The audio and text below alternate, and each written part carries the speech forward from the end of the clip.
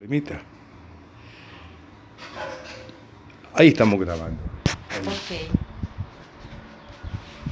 El derecho de posesión en Nicaragua se adquiere y se mantiene Correcto. cuando reúne determinadas características, como la siguiente. Pero antes de eso yo quiero señalar que derecho de posesión no es lo mismo que el derecho de dominio. Okay. Porque el derecho de dominio te lo da un instrumento público o una escritura pública que tiene registrado un antecedente, que tiene datos registrales y que esos datos registrales te permiten hacer una sucesión, un traspaso adecuado y poder inscribir en derechos reales. Y él no tiene. Es decir, de previo pasar por catastro, pagar los impuestos en la renta, si es que se tienen que pagar, ¿verdad? Claro. Y por último, pues inscribir en el registro de la propiedad inmueble y mercantil del departamento que corresponda. Correcto. Y el derecho de posesión es, en concepto, es habitar, vivir en el inmueble. Pero para eso hay que reunir características y dice que la ley que tiene que ser pública, la posesión pública, tiene que ser pacífica, tiene que ser sin interrupción, y le ratifico esta parte, tiene que ser sin interrupción. Claro. De otro modo se dice ininterrumpida. Entonces repito, pública, pacífica, sin interrupción, de buena fe y con ánimo de dueño. Entonces, ¿qué pasa? Podemos pasar determinado tiempo habitando un bien inmueble, haciendo actos posesorios. ¿Qué significa eso? Si se trata de un bien urbano, de un inmueble urbano, pues es tener una casa que se mire a diario a la persona ahí, limpiando, cuidando, barriendo, que aunque salga a trabajar, pero regrese en la noche a dormir. Eso es habitar de manera permanente, eso es tener posesión. Okay. Y que te miren haciendo cosas en esa casa como que si fuese tuya. Claro. ¿Verdad? Pero lo haces de una manera permanente, claro, sin interrupción, de manera pública, que no te vas a andar escondiendo que la gente no te mire. Okay. ¿Verdad?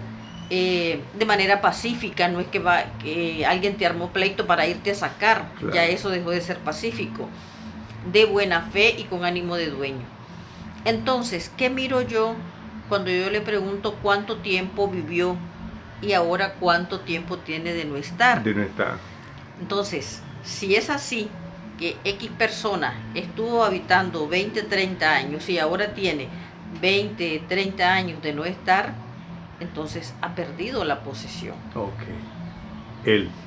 Óigase bien. En el caso, sí, que perder la posesión no es perder el dominio. Es decir, hay personas que hicieron su escritura pública debidamente, la lograron inscribir, tienen su certificado catastral, pagaron sus impuestos y se inscribieron, y pasan 30, 40 años y el dominio sigue siendo de ellos. Correcto. Pero en ¿verdad? No existe. ¿Verdad? En ese caso, como no existe, entonces las personas que un día tuvieron la posesión y se fueron y no volvieron a habitarla, han perdido la posesión. Han perdido. ¿Quiénes ahorita alcanzan derecho? Las personas que están ahí, que han permanecido ahí. El caso de su padre, que usted me dice, yo no sé si su papá se ha ido pues alguna vez. No, nunca. Él siempre ha vivido ahí. Entonces, él tiene posesión. Sí. ¿Cuánto tiempo? Pues no lo sé. ¿De cuántos años? No lo sé. Claro. ¿Verdad? Si son 20, 30, qué sé yo. Más de 30, 40, 50 años, no sé, porque tiene 96, 95. Es correcto. Entonces, él tiene ganada una posesión. Ahora bien, hablemos de las construcciones, de las mejoras. Ajá. Ahí es otra cosa, ¿verdad? Y esa sería una cuestión más bien de honradez, de determinar si esto es tuyo o es mío. Entonces ahí estaría más bien eso, ¿verdad? Una cuestión de honradez, de quién está determinando a quién le pertenece qué.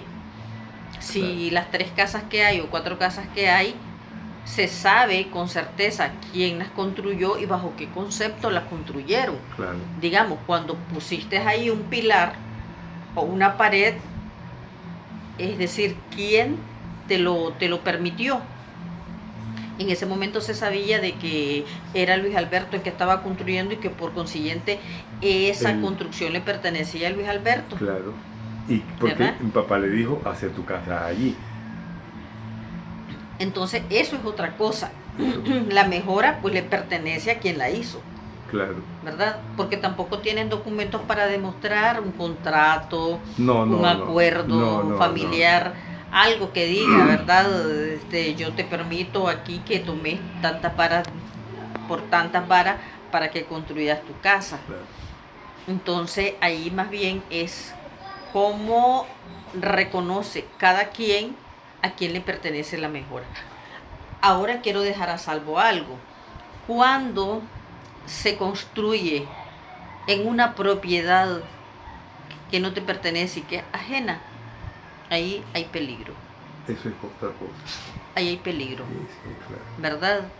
Porque el dueño de la propiedad, que es el del bien raíz es la tierra. Sí. La construcción es un derecho por accesión, Claro. ¿verdad? Entonces, si al dueño de esa tierra, de ese bien raíz, te cierra las puertas y te dice, esto es mío y no te cedo el espacio, lo perdés. Estás perdido. En este caso, como es su papá el que le dijo a él, construir tu casita, y eso puede cambiar la situación porque no es un particular, es su papá. Sí, pero ¿hasta dónde tienen la capacidad de conversar? De discutir en los mejores términos. No. Para, digamos, aclarar las cosas y decir, padre, en aquel tiempo cuando yo inicié esta construcción fue con su autorización, claro, y usted me dijo esto y esto.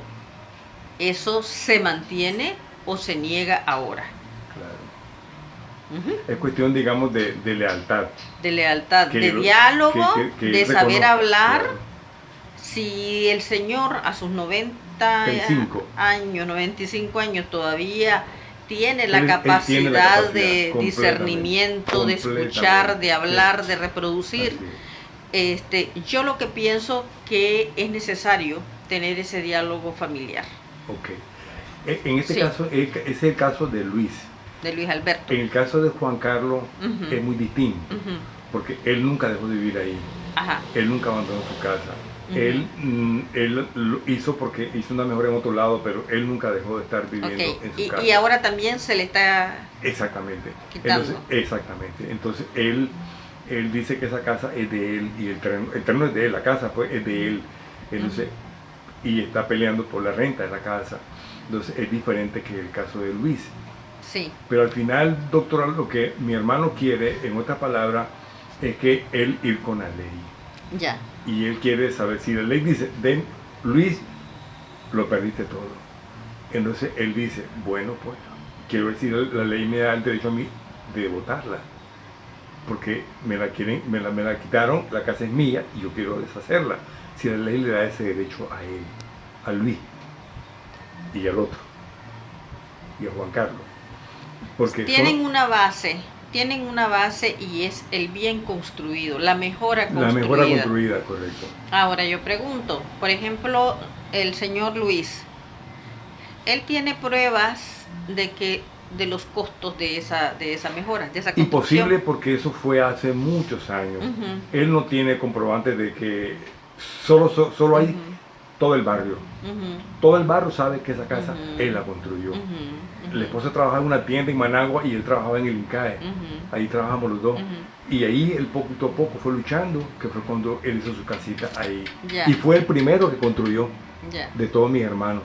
Y después fue Edgar, pero ese no tiene problema, porque ese se unió a él.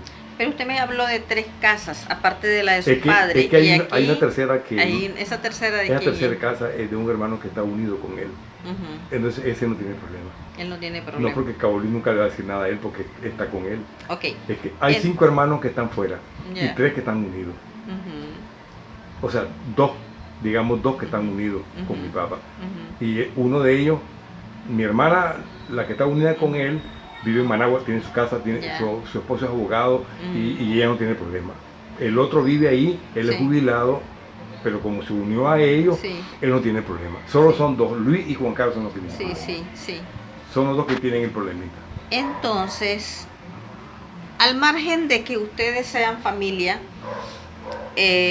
la ley prevé que para este tipo de conflictos las personas pueden llegar a acuerdos, acuerdos pacíficos y satisfactorios. Y para eso existen algunos, ¿cómo le puedo decir? Lugares que están asignados y personas que están asignadas para este tipo de casos.